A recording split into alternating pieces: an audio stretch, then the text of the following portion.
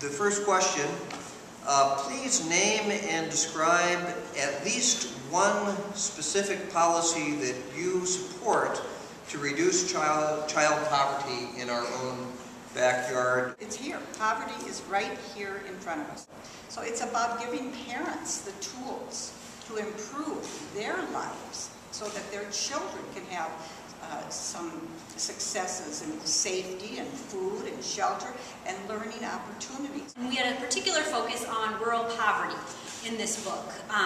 And not only rural poverty, but also those families who maybe not are technically defined as living in poverty, but certainly are struggling to make ends meet. And you can see that when we look at our children ages 0 to 5 living in poverty, so our most vulnerable among the child population, we see even higher rates. So we know that 90% of a child's brain is developed by the time that they're 3 years old. And we also know a lot more about these adverse childhood experiences, or these things that can actually cause toxic stress in a child and in their developing brain.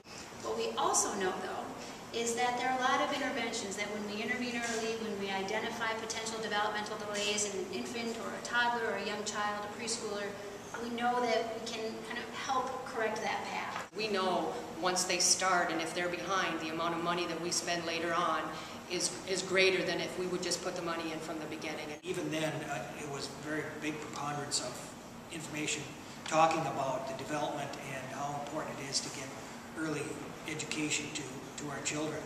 One of the pieces of work that the legislature's done, mainly in 2007, 2008, and 2009, they had a legislative commission to end poverty. They contracted with some national research experts about policy in the area of poverty and issued a fantastic report. So the Children's Defense Fund and JRLC and some other groups have been working on some legislation and actually got it introduced last year. And we call it the Family Economic Security Act. And the Family Economic Security Act contains the most important recommendations from this report.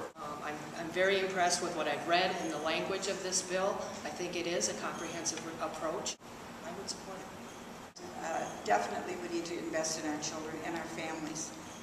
I just recently read something where it's somewhere around $11 an hour would be the requirement for the average family wage in order to stay above poverty. Well, that's a long ways from where our minimum wage is. The important part is that we do need to do something.